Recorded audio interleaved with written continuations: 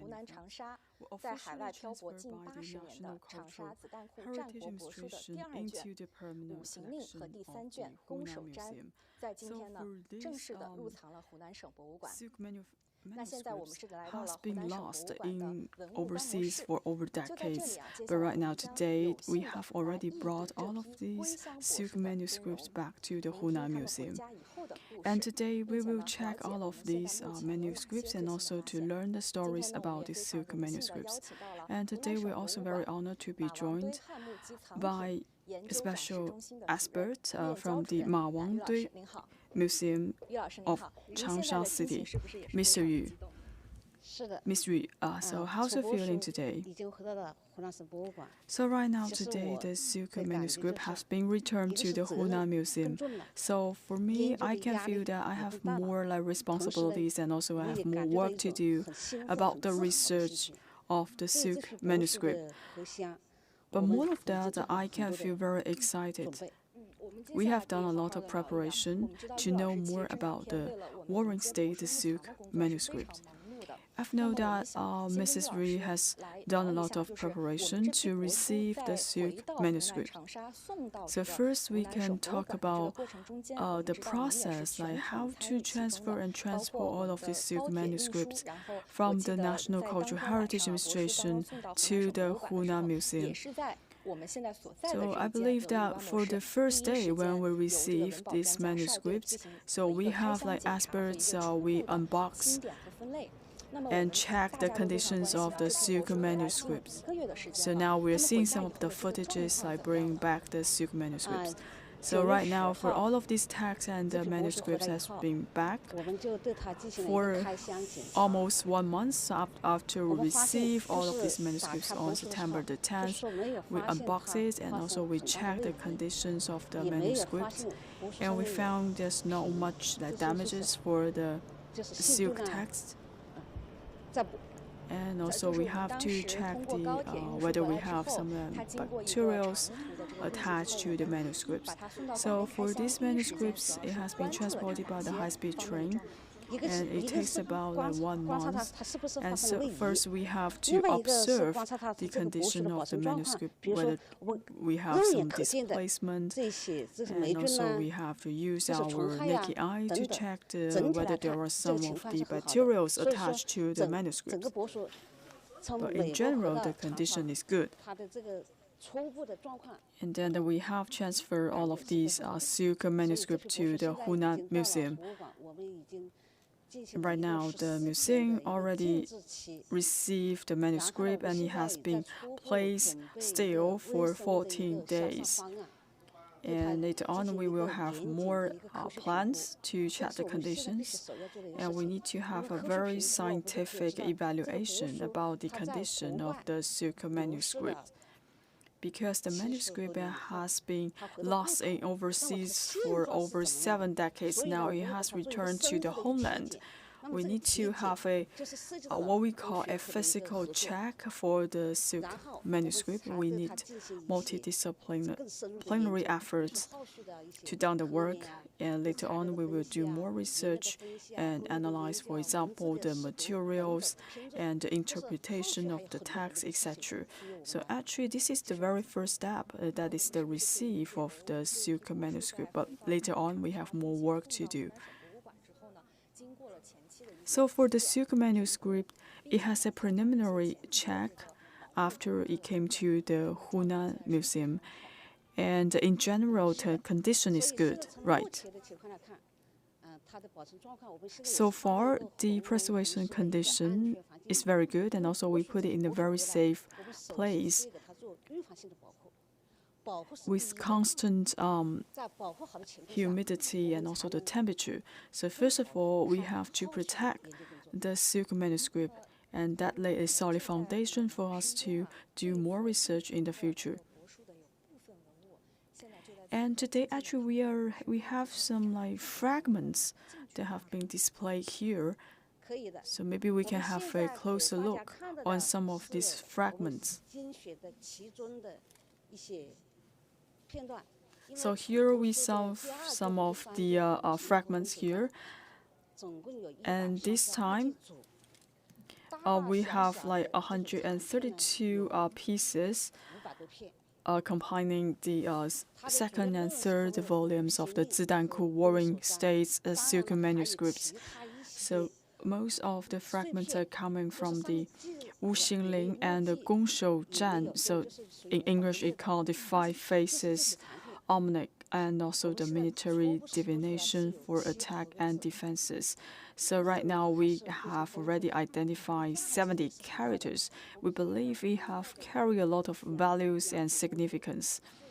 So for these two silk pieces, actually coming from the Five Faces Almanac. So now you could see we have these red columns. So for these silk manuscripts, we have like 3 scrolls or 3 documents. So for the 40 Ling, that is the 4-season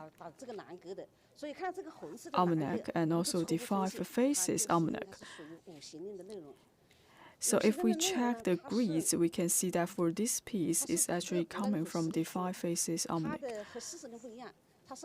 So for the volume 2, it's different from the volume 1 because for the Wuxing Ling, it has divided 360 days of the year, and it divided into 72 days cycles with 5 sections. However, for the 40 Ling, the 4 seasons almanac, it has divided the year into 4 seasons. So for the volume 1, it is quite complete, so that we can read it and understand it. But for the Wuxing Ling, the 5 Faces almanac, it is quite fragmented. So for the 5 Faces almanac, it interprets the year through the cosmological lenses. The 5 Faces divided 360 days into 572 cycles with corresponding taboos and observations. So actually, we can look at the 5 faces. Actually, we can look at the faces such as the wood, the fire, the earth, metal, and the water. So, for example, for this area, this is representing the metal elements, the earth elements. So this is what we call the 5 faces. And also, it characterizes all of the seasonal timings into 4 directions.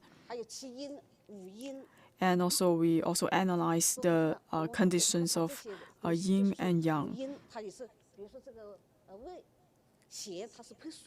So here actually we can interpret the texts that captures the connotations of the 5 faces. So just take a closer look of these silk manuscripts. This is the very first time we check the conditions of the silk manuscripts. And also we can see some of the characters graved here. And so we are seeing for some of these characters, even though it has been reserved for over 2,000 years, but still we can see it very clearly. So here we can actually see a very clear diagram of the month names. So for the 5 faces, you have like 2 parts. The first part is the diagram of the month names, and also we have other texts. So just take a look at this one. You can see the sections and also the grids. And you can see for this area, it have already divided into different sections. And for the red columns, now you can see for some of the texts has been recorded inside of the plate. So for some of the texts, they are actually following the seasonal ordinances, and also some of them now follow the solar terms. So it is very clear. You can see the 2 colors. Actually, it means it divided the texts into 2 different paragraphs. And just now I checked the fragments. And also I can see some of the characters. So if I look at the fonts, I think it is quite unique. Are these kind of fonts coming from the true state? Yes. And I would say this is quite different from the current character or current font. And actually for this kind of font is coming from the true state. And just look at the strokes. It's very delicate. So for the five faces harmonic and also the four seasons harmonic, if we look at the fonts, it's smaller than the divination for attack and defense, and that is the reason how we differentiate the three different scrolls. And now you can see for all of these characters, this is preserved very well. Maybe they are using the ink, but we are not sure right now. We have to check the colors and also the font in the future. And we have just looked at the second volume, the Five Faces Harmonic. Now we are moving to another section. This is the third volume. That is some of the fragments from the military divination for attack and defense. So we are using different directions to tell you more about the static strategy for military decisions. If we look at the Gongshou Zhan, and especially if we look at the font, it is written by ink. But we don't have more of the grids inside of the Gongshou Zhan. And also they are actually recorded in a special circle. For example, for this one, just take a special look. And actually, we already interpret some of the words or text on this divination for attack and defense. So, for example, for this paragraph, it is written clockwise, and also in this direction, it is from left to right. And on the other side, it have another opposite turning of the writing. So what is the reasoning? Well, because for the Gongshou Zhan, it actually records the omens, the weather patterns, the selection signs, rituals, etc. So that's why they want to write this divination for attack and defense clockwise. So, for example, for this section, it is writing things happening in the east and some of the things, histories happening in the south. So now you can see how they make their military judgments related to the siege and the defense operations. And here you can see another text.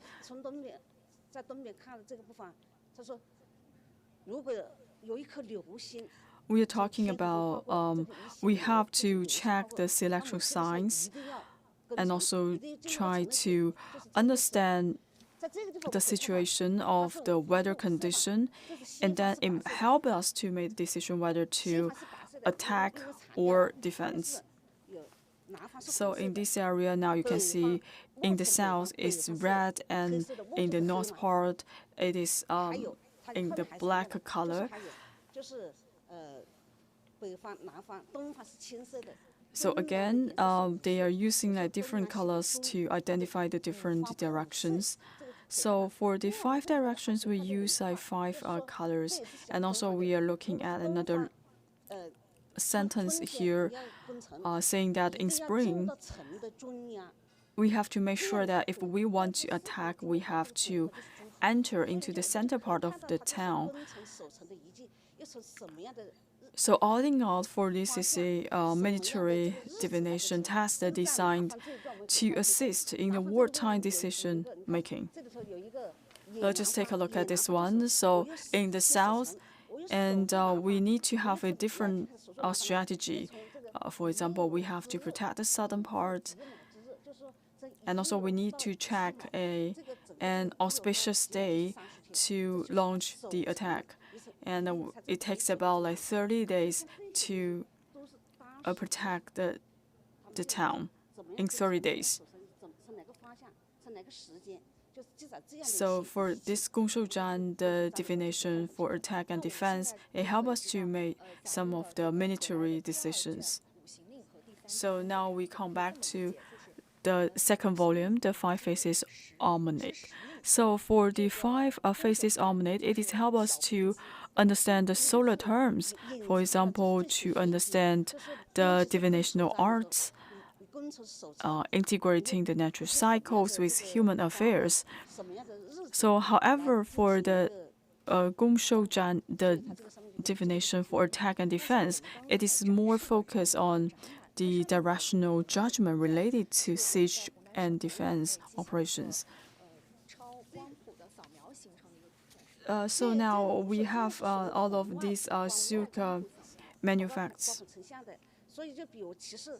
So actually we are using some of the infrared technologies, the infrared spectrum, to record some of the text and manuscripts, to try our best to preserve all of these silk manuscripts.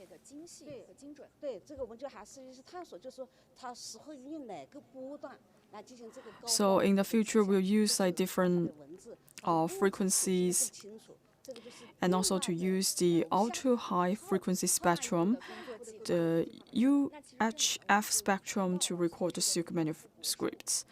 So all of these will be our future work.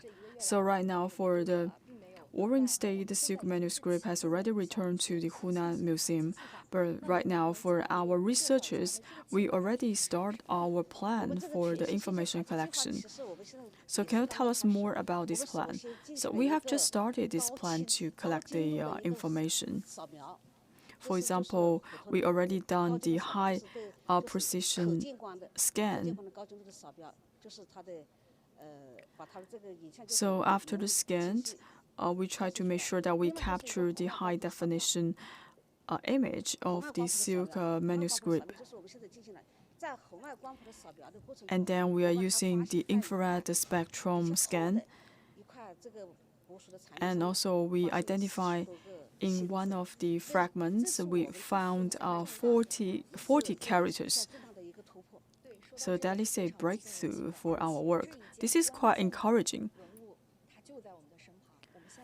So that is the manuscript that we are talking about. So are you talking about this one? Yes.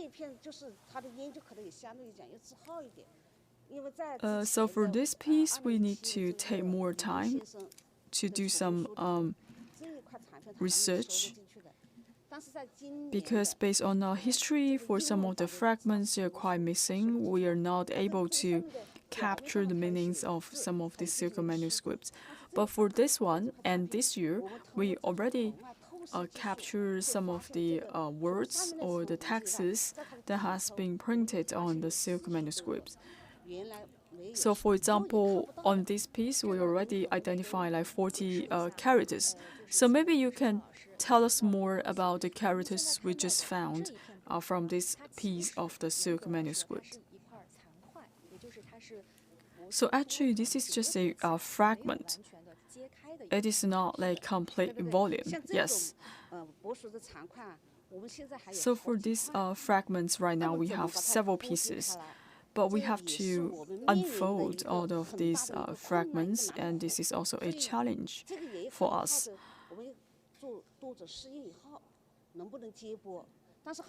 And in the future, after careful evaluation, we will make the decision whether or not to unfold all of these fragments. Maybe in the future, we have a more like multi-dimensional scan to identify the characters that has been printed on the silk manuscript.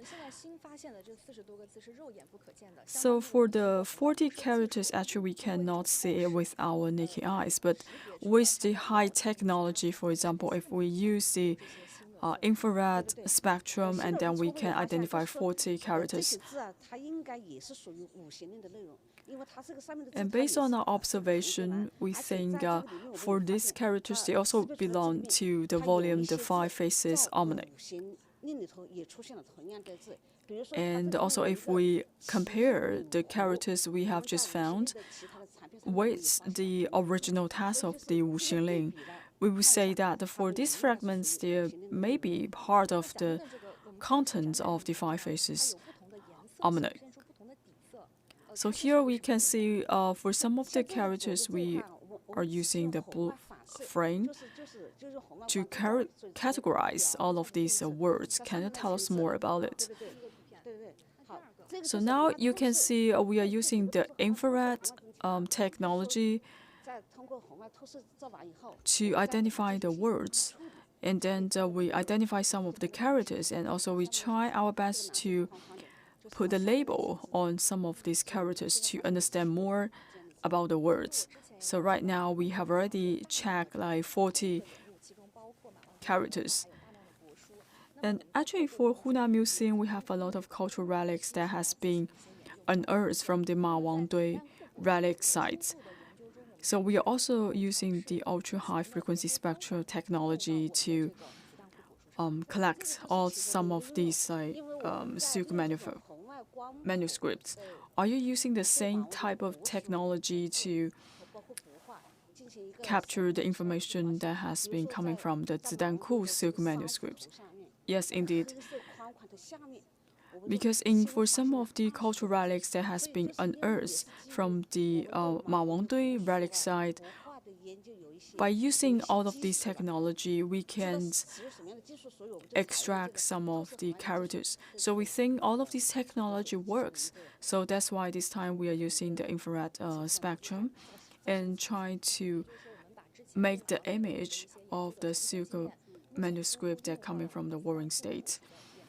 So yes, we are using the same kind of the technology to analyze the Zidanku silk manuscripts. Here I can see a very small piece of the fragment. Now you can see we are using a different way to preserve this special piece of the fragment. Can you tell us more about the story about this fragment? So for this fragment, it is actually received in 1997 in Hunan Museum. So it is also have a very high value. We can identify like 14 characters from this fragment.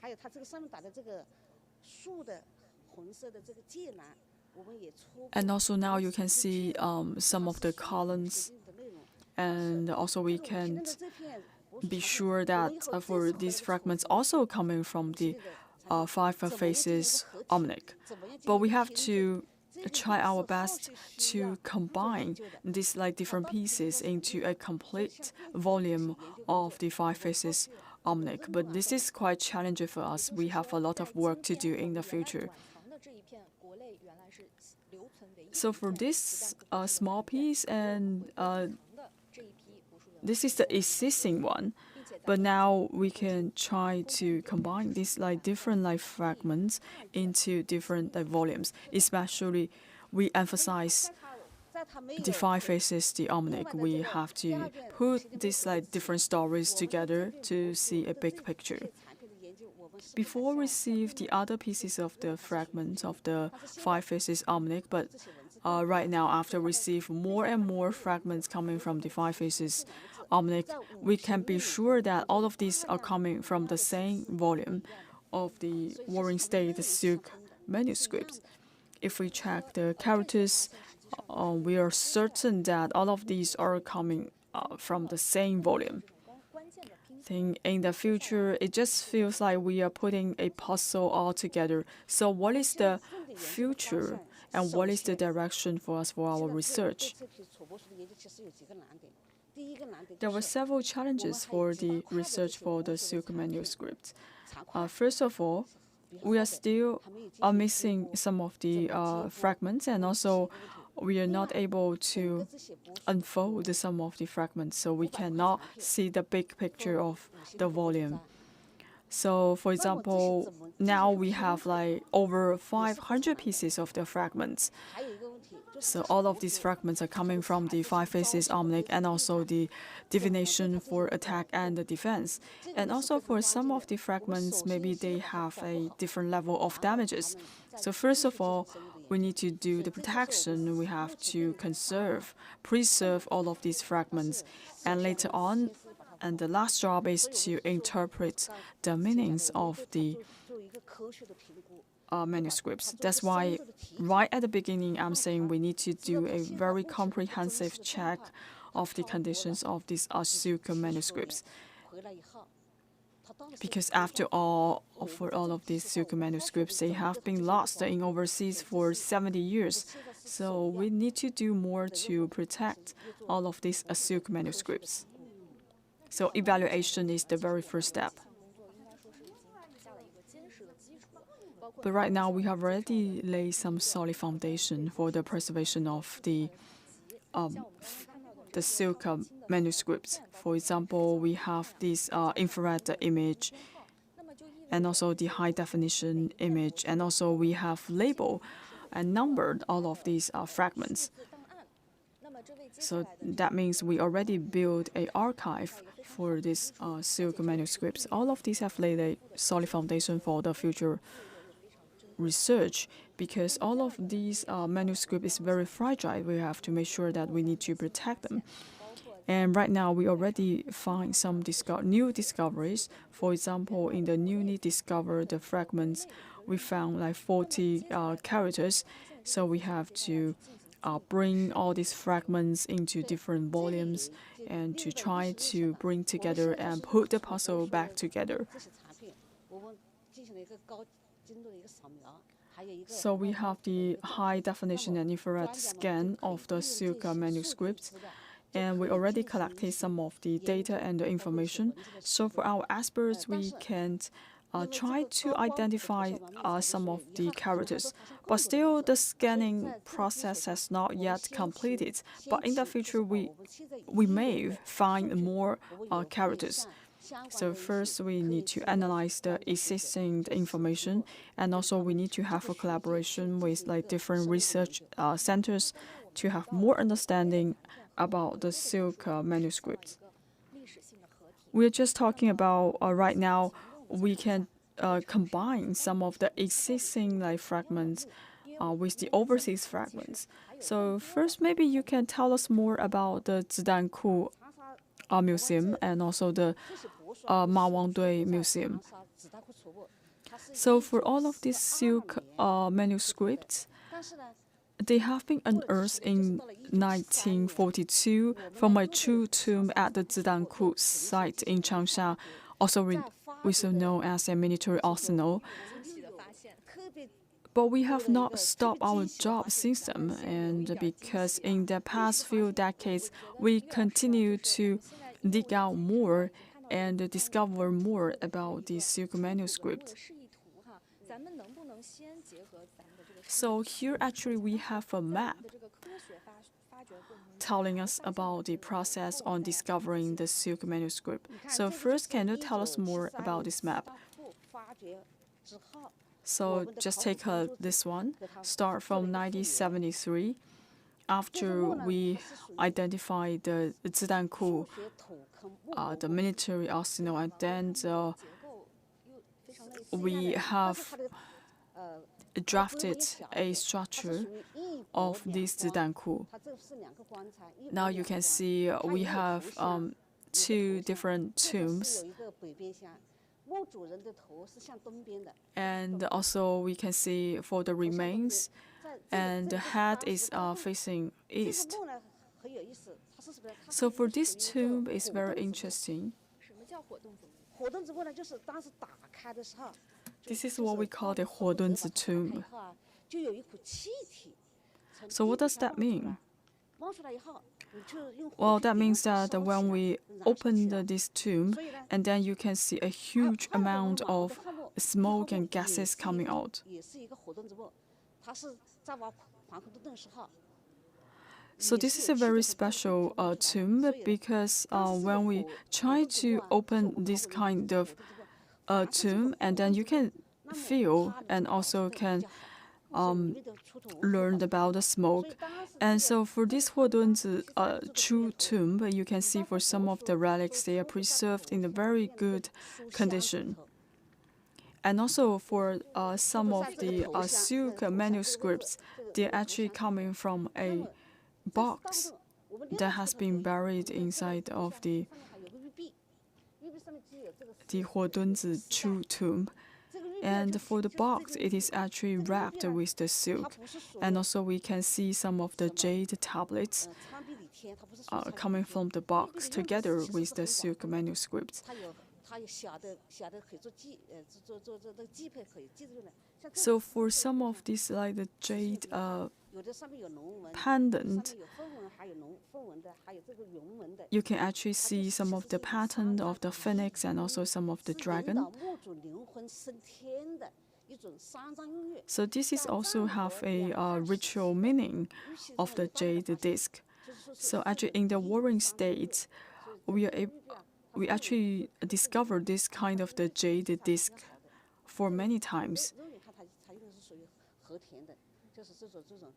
And also they are using the Hetian jade and try to preserve some of these cultural relics.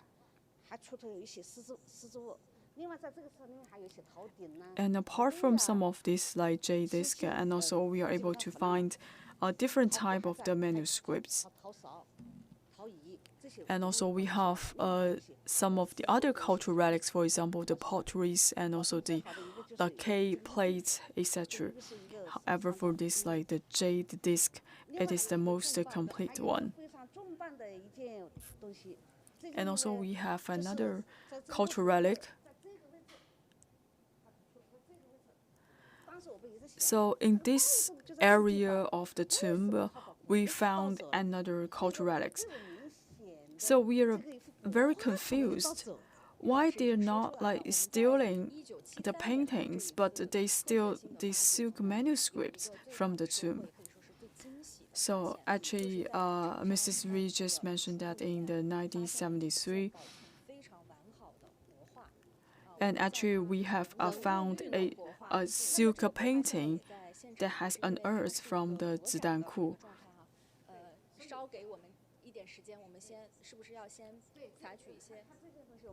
So now we are going to check the silk painting, but it is very fragile, but we need to take some time, and also we need to put on our mask to make sure that we are not contaminating some of these cultural relics.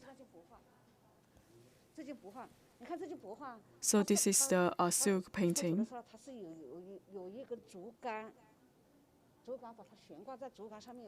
So when we first identified this silk painting, and actually it is a hand with a bamboo stick.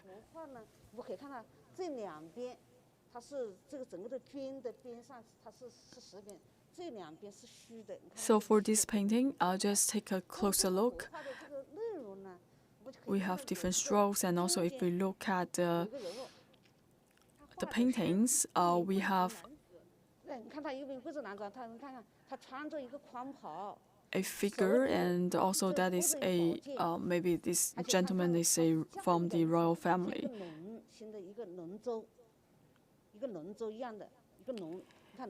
And also it feels like he is manipulating a dragon. And also the dragon is in a walking position. So if you look at the dresses of the noblemen, and also you can see for this dragon is also in a walking position. And also you can see a crane standing right next to this nobleman.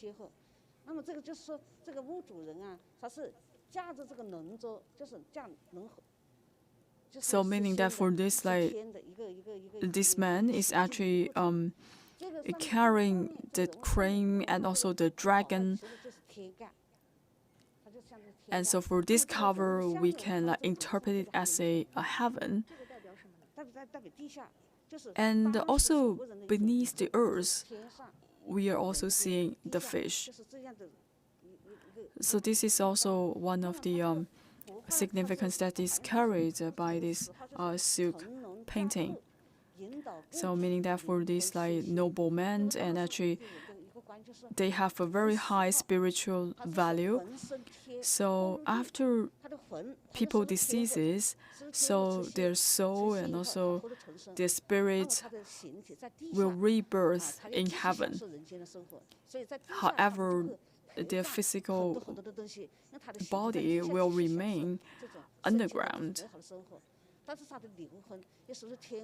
So this is actually divide a person into a spiritual level and also the physical form. So that is the value for life that is coming from the warring state. So they also emphasize the importance of the eternity of the life.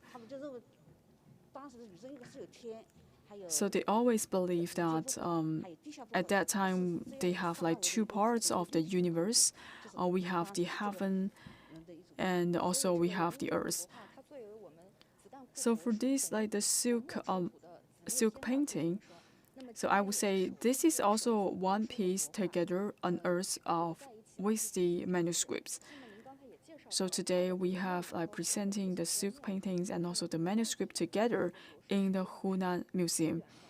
However, we would say they actually carry the same kind of the concept, the same kind of value.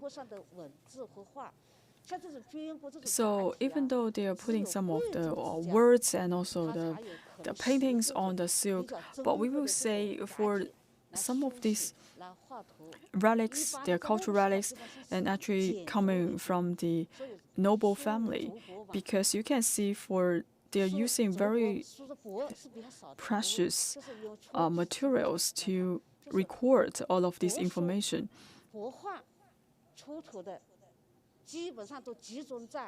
For the manuscripts and also the silk paintings, all of these are actually discovered from Changsha.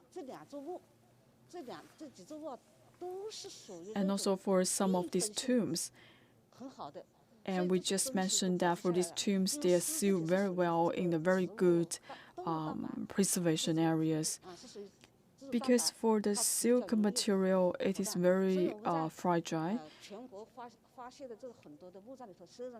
And it's full of protein. So the first time we unearthed some of these silk manuscripts, at the beginning they are not in a very good condition. But we have done a lot of work and tried to preserve and recover some of this cultural heritage. So we have a lot of the silk manuscripts and the silk materials that has been unearthed from the Zidanku and also the Ma Wangdui Chu tombs. So I would say for the Chu state, they are using the silk and trying to capture the histories. So for this one, this is the silk painting, and also I would like to show you another national treasure that is also exhibited in the Hunan Museum. This is also capture the traditions of the Chu state and also the Han state.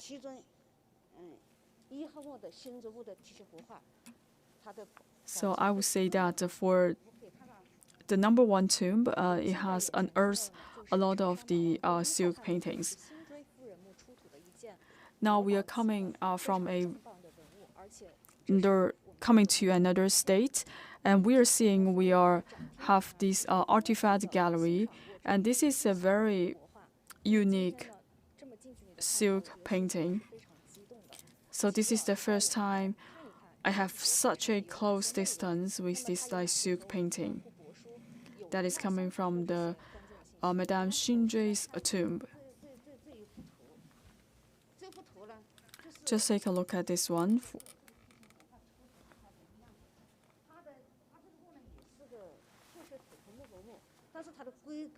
So for this tomb, this is also well built. but it has a larger space compared to the Zidanku. So for this silk painting,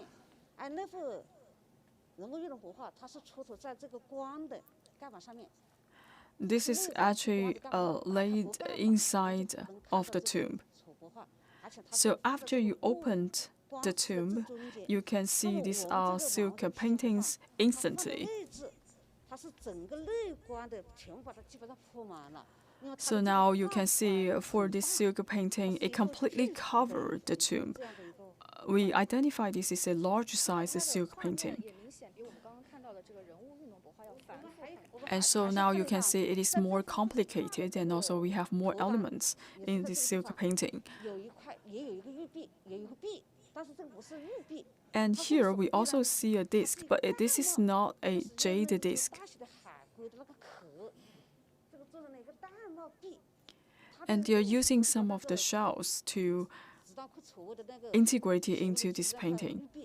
So they are using a different techniques to preserve the paintings. So actually they are using similar techniques to preserve the paintings. So now you can see for Hunan people back in the true state, they are using the disc and try to preserve the silk painting. So this is a T-shape silk paintings that is coming from the #1 tomb. So for this one, actually, if we first identify the paintings, you can see for these paintings, it is like covered directly by the remains of the tomb. So for the direction, it's quite different. And also, we are also seeing the bamboo stick that is hanging and fixing all of this silk painting. So for the tomb owner, we believe he also enjoyed a very high nobility. And with these like silk paintings, we also can see some of the spiritual guidance. So if we look at the content of this painting, we also see like two different parts, the heavens and also the earth. So now you can see we have a lot of information. So in the heaven, we have the sun, we have the moon, and also we have the flying dragons, and also the god in the heaven. So for the dragons, they are actually the master that is manipulating or governing the heaven.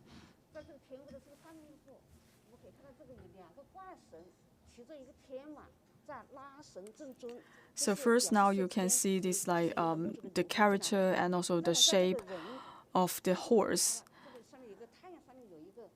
And above the sun, you can see another piece. So this is the sun that has been observed by the ancient people.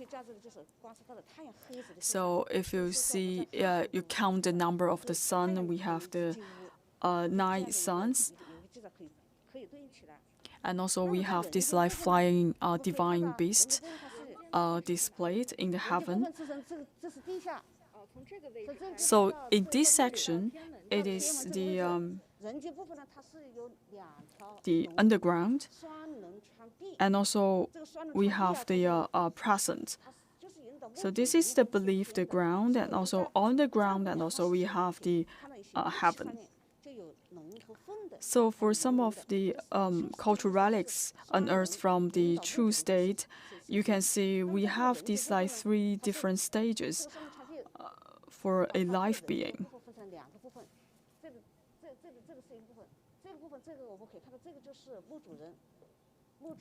And here we can see the mortal world, that is the human ring.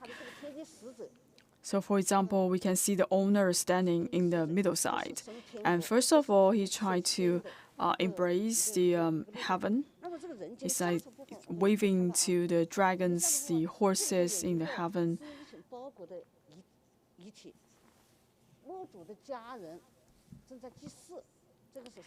And now you can see in the human realm, and so for the family members of the owner, they're actually making a lot of sacrifices. And they're trying their best to pray, and also hopefully the owner can go up to the heaven. So in this religious or funerary context, the human ring usually refers to the earthly sphere of human existence, in contrast to the celestial and the subterranean rings. So in the underworld, you can see we have like a shape of a turtle with two horns. So for this painting, you can see we have divided into the universe into like three parts: the heaven ring, the human ring, and also the underground ring. And also you can see they are using like different colors in different rings.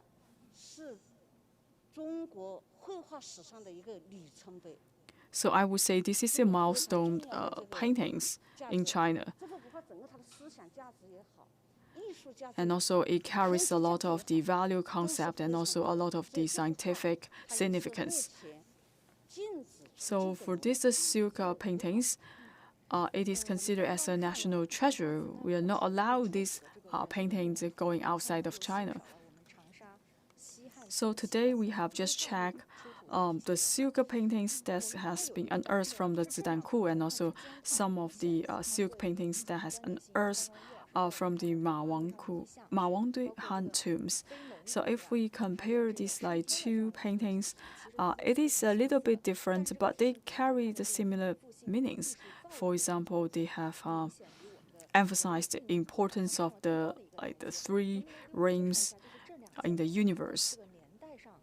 So can you tell us more about the history of these like two paintings? So for the jade disc, I would say maybe it is produced in 300 BC and in the middle stage of the Warring State. But for this one, based on our calculation, I think the date is about 163 BC. So for these two silk paintings, maybe they have like 200 years of differences. So does these two paintings have any relations with each other? So I would say for the Chu state and the Han state, maybe they have similar sources. For example, if you look at the layout of the paintings, they're somewhat similar, and also they carry similar meanings and significance of the paintings. But in the early Han Dynasty, maybe you can see the size is much bigger for the silk paintings compared to the middle stage of the Warring State. So today we have checked a lot of the cultural heritage, the relics, the silk paintings, and the silk manuscripts. Actually, we are also looking at this different kind of the cultural heritage clockwise. So here, when we display all of these like cultural relics, so do we have any like special plans? Yes, indeed, we do put a lot of thoughts. Today, actually, we are demonstrating a lot of the cultural relics from the Chu dynasties and also the Han dynasty. And especially in the Warring State, we would say that for the silk manuscript, that actually carries the meanings and also carries the civilization as well as the economic development in the Warring State. So for all of these relics, they actually made from silk. So we can say that at that time, maybe we are quite prosperous in the development of the silk, because some of these cultural relics, they are also made from silk.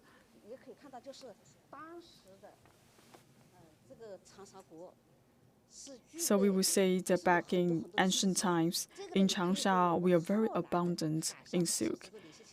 And also we can relate this to the Maritime Silk Road. Because for the Han Emperor, maybe at that stage, we already opened the corridor for the Maritime Silk Road.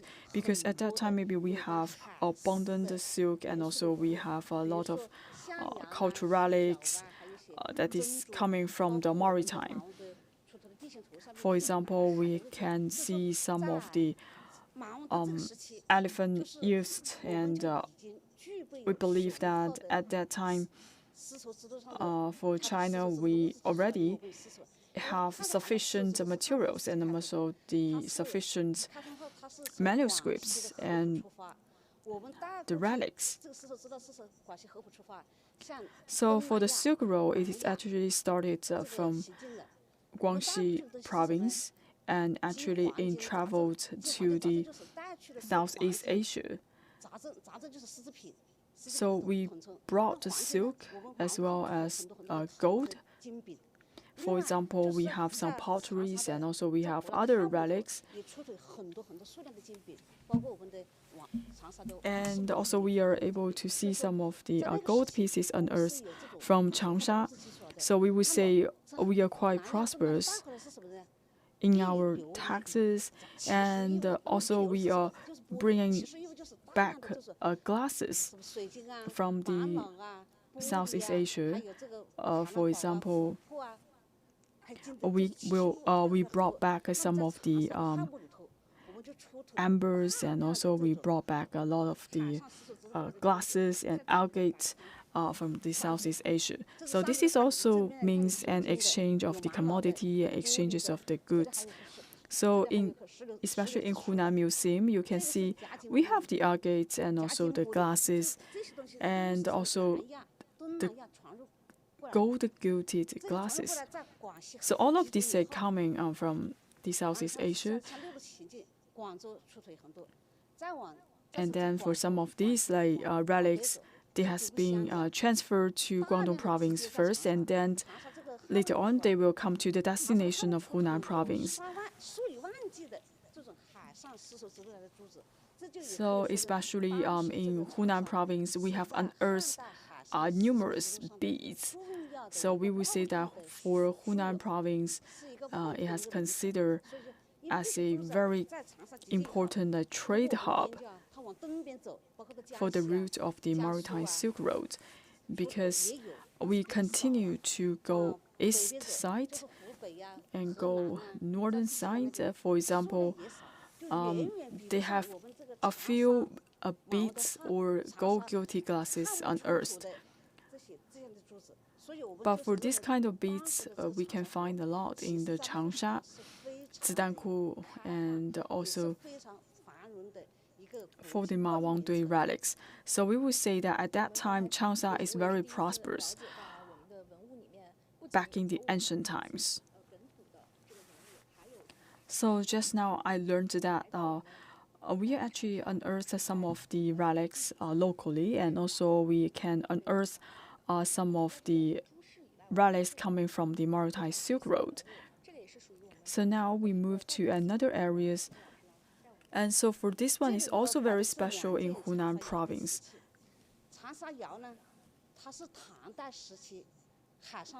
So for here, actually, we are displaying like two porcelains.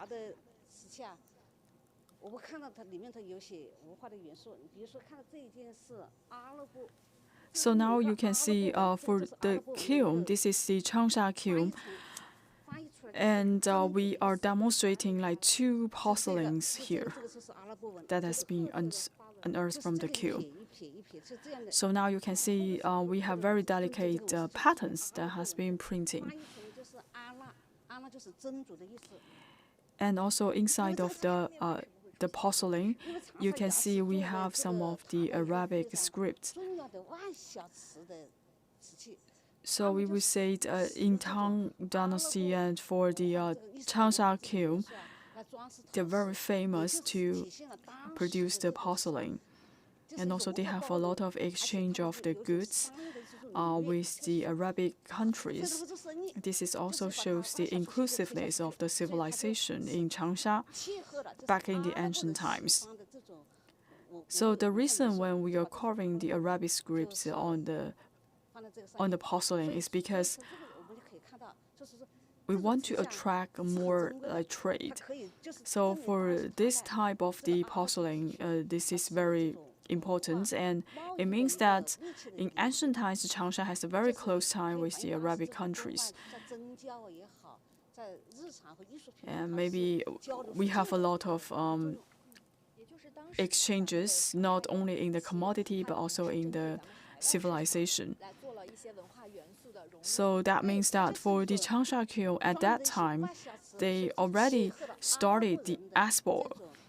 So that's the reason why they put on some of the Arabic scripts into the porcelain.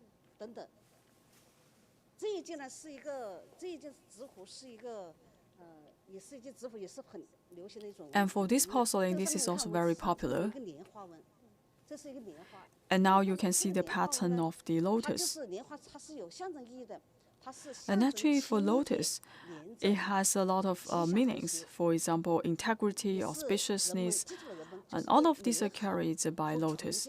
This also carries the meanings for people's aspiration for better life. And this is very popular in Tang Dynasty.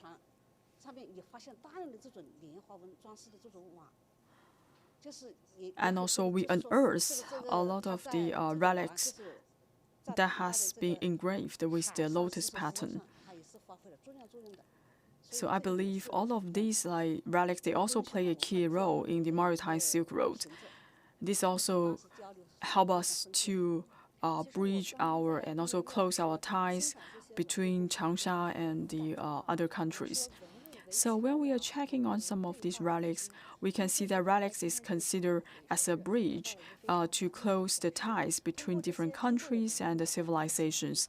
And today, by looking at all of these artifacts, actually we can feel the tradition and long-lasting prosperity of the Chinese nation and also the Chinese artifacts. And this also helps us to understand more about the world and also try our best to preserve all of these artifacts. So now we are coming to the end of today's live coverage. So Mrs. Ri, can you tell us more or maybe summarize the live coverage? So actually today it is a very important day because we welcome the silk manuscript coming back to the Hunan Museum. I think this is the very first step, but I think this is a starting point for this Warring State silk manuscript. We have to be more scientific and more open for collaboration in the future. So we have to protect and preserve these cultural relics to make sure that for this silk manuscript, after they coming back to the hometown, they can continue to carry their values, and also we can bring more civilizations to the world. Thank you very much for your introduction. And today we are also checking a lot of the cultural relics at the national treasures, and also we share the joy of the cultural relics. And in the future, for the Hunan Museum, they will continue to study all of these national treasures. When necessary, they will put on a special theme exhibition and bring it to the public. Thank you very much.